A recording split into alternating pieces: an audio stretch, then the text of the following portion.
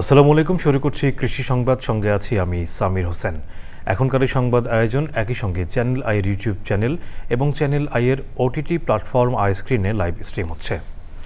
পাট আবাদ মৌসুমে প্রয়োজনীয় বৃষ্টিপাত না হওয়ায় এবার অনেক চাষিকে সেচ দিয়ে পাট আবাদ করতে হয়েছে। এতে পাটের ফলন নিয়ে আশঙ্কা দেখা দিয়েছিল।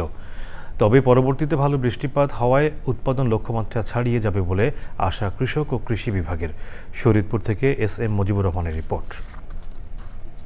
অন্যান্য বছরের তুলনায় এবারও জাজিরা উপজেলায় লক্ষ্যমাত্রার চেয়ে বেশি জমিতে পাটের আবাদ হয়েছে। তবে আবাদ মৌসুমে পর্যাপ্ত বৃষ্টিপাত না হওয়ায় ফলন নিয়ে যে শঙ্কা দেখা দিয়েছিল তা কেটে গেছে। জমির উপযোগিতা অনুযায়ী উন্নত জাতের পাট আবাদ ও প্রয়োজনীয় সেচ দেওয়ায় ফলন সন্তোষজনক। সর্বপ্রথম চৈত্র মাসে বৃষ্টি না হওয়ার কারণে সেচ দেওয়া যেটা বুনছি সেটা প্রতি বিঘায় 10 থেকে 11 মণ পাট হবে, আর যেটা নাকি বৈশাখ মাসে মাঝামাঝি বৃষ্টি হয়েছে সেটা 6 থেকে 7 মণ হবে। আমাদের অঞ্চলে যেই পাট হয়েছে বাজারে যেই দাম আছে এতে আমাদের পুষবে। আমাগো 20 হইতে 22,000 টাকা খরচ যায় পারে 1 বিঘাতে 30% 1 বিঘা বইতে। আমাগো মনে করেন 4,000 টাকা 4200 টাকা খরচ হইলে মানে মনকে যদি থাকে তাহলে আমাকে পোষাইবো। হ্যাঁ, গত বছর একটু পাট বেশি ছিল, এবার কালার পাট একটু কম হয়েছে ফলন, কিন্তু দাম অনেক ভালো। ভালো জাতের পাট আবাদের মাধ্যমে ফলন বাড়াতে মাঠ পর্যায়ে কর্মকর্তারা পরামর্শ ও প্রয়োজনীয় সহায়তা দিচ্ছে বলে জানায় স্থানীয় কৃষি বিভাগ। এবছর পাটের ফলন ভালো, আমরা আশা প্রকাশ করছি এবছর পাটের উৎপাদন লক্ষ্যমাত্রা চেয়েও অধিক হবে। এবছর জাজিরায় 9,500 হেক্টর জমিতে পাট আবাদের লক্ষ্যমাত্রা থাকলেও আবাদ হয়েছে 9,750 হেক্টরে। শরীয়তপুর থেকে SM. Mujibur Rahman, channel I. ধান ও গমের মতো আলুর মূল্য সরকারিভাবে নির্ধারণের দাবিতে মানববন্ধনের প্রতিবাদ সমাবেশ করেছেন নওগাঁর আলু চাষিরা।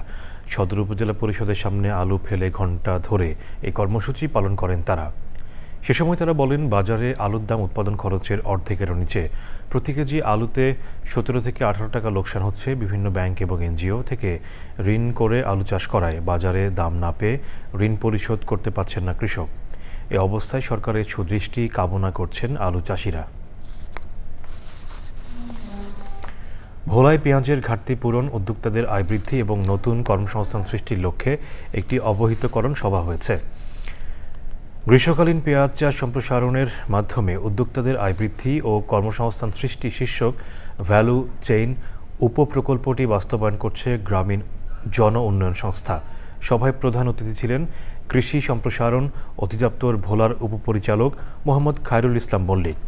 বিশেষ অতিথি ছিলেন বিএডিসির সিনিয়র সহকারী পরিচালক আবিদ হাসান। সভায় কৃষক, স্থানীয় উদ্যোক্তা ও অন্যরা ছিলেন।